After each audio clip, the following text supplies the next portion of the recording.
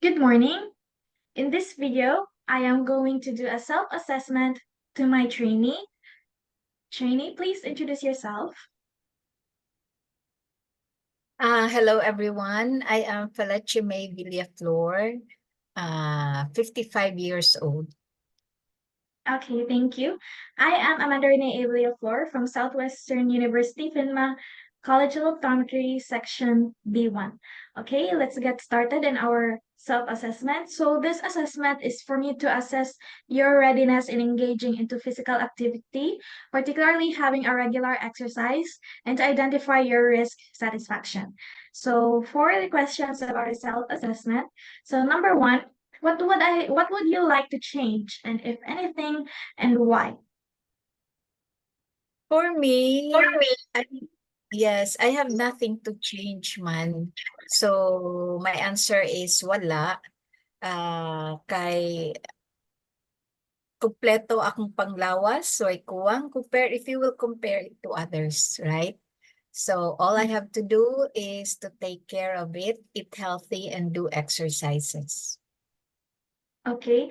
So, but as you are taking care of your body, do you meet your goals? Like, is your body healthy at the moment? If not, would you like to change that into a more healthier body?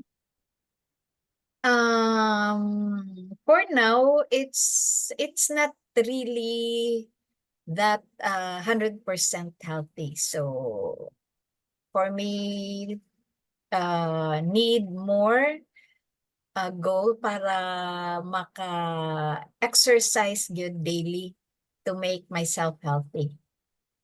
Okay, thank you. So for the next question, what is going on in your life that would facilitate behavior change, inhibit it? As we grow older, we become more observant on how we act, behave, and talk. So dapat mubagay gyud na sa ato edad, lalo na on how we dress appropriately according to our age. So magbantay pud ta sa food that we take, dapat all are healthy foods, less or no sweets na jud.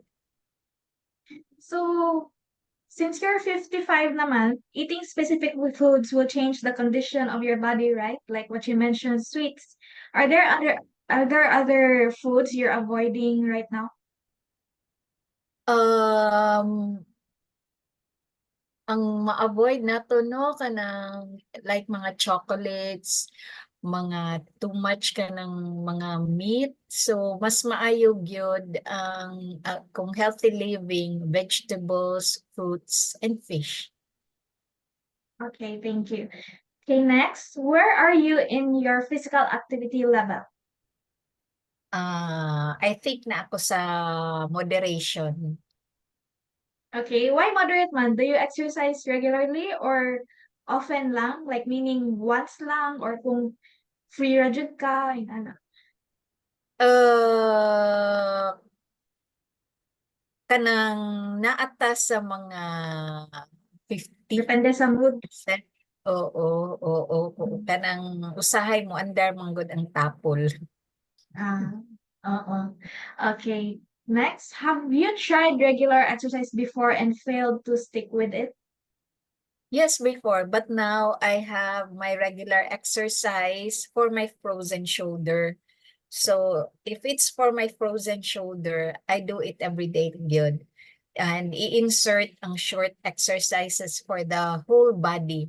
Pero that's what I was saying kanina, ang exercise for the whole body, nara na sa 50% kay mo andar gyud ang tapol. Pero for my frozen shoulder, whether I like it or not, I have to kay lisod na.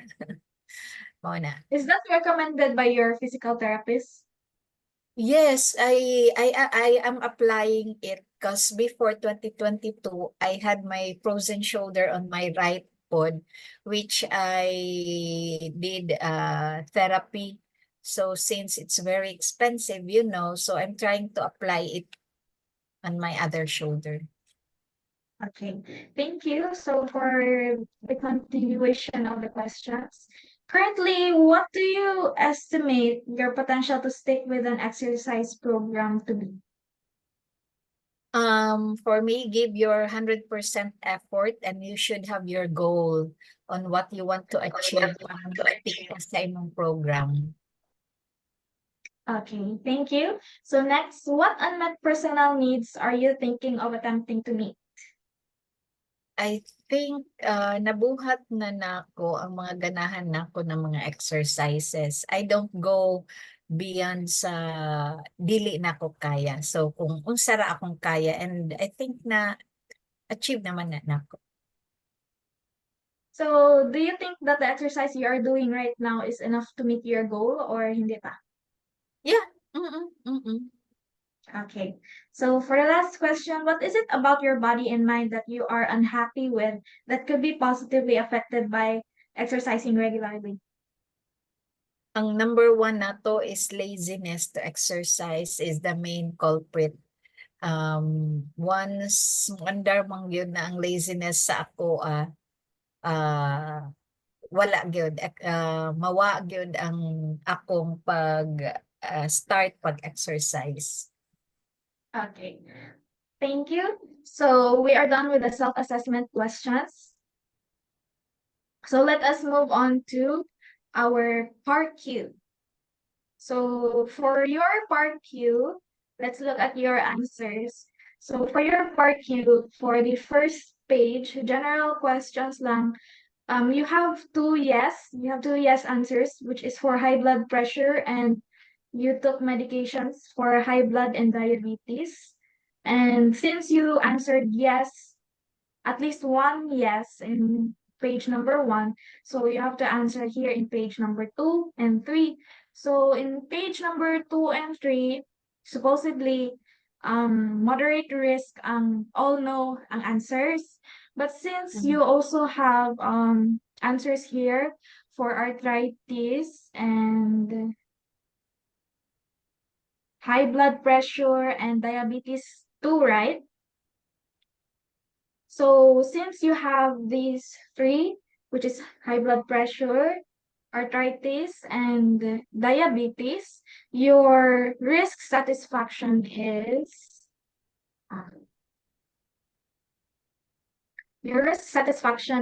high risk. Yes, it's high risk. So things to consider since your risk satisfaction is high risk. So first, based on based on your questionnaires, since you have arthritis, diabetes type 2, and high blood, despite having these conditions, your following answers to the questions related to these diseases are all no, diba? So thus, there is no serious problem to the diseases which may arise in the future. However, careful consideration to your exercise must be applied.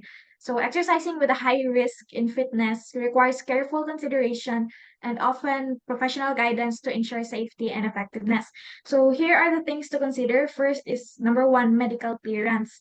So, under medical clearance, here is consultation. You should consult Yeah. with a healthcare provider, but since you already have a physical therapist, that is okay na, di ba? Okay. So Yeah. next is screening. You should undergo necessary screenings to identify any potential risks that need to be managed during exercise. Next is monitoring and progression, or let's go first to low impact options. So you can incorporate low impact exercises that reduce strain on the body, such as swimming, walking, or dancing. So not really to mga grabe nga exercises. Next is monitoring and progression. So you should have supervision when you are exercising. So you must consider being supervised during exercise, especially when starting out or trying new exercises. Next is under monitoring and progression, gradual progression. So as you continue to exercise, it should gradually increase the intensity of the exercise and duration to avoid overexertion and reduce the risk of injury. The next is listening to your body. So you should take note of the warning signs. Both the client and the trainer should be aware of any warning signs such as chest pain, dizziness, shortness of breath, or any unusual discomfort, and stop exercising immediately if any of these occur. The next is recovery. You should ensure adequate rest. and recovery between exercise sessions to allow the body to heal and adapt. And last thing to consider is safety measures. So before you exercise, you should have proper warm up and cool down. You should always include a proper warm up and cool down in your routine to prepare the body for activity and aid in recovery. And lastly, hydration and nutrition. So good hydration and a balanced diet to support your exercise efforts and overall health. So overall, exercising with a high risk in fitness can be safe and beneficial when done correctly, but it requires careful planning, professional input, and a cautious approach to ensure health and safety. So you should take note of these five before you exercise, since you're in high risk month. Okay, so that will be all, and thank you for listening. I hope i-put nimo or i-apply nimo ang akong gipangsulti to your next exercises. Okay, Okay, so thank you. thank you.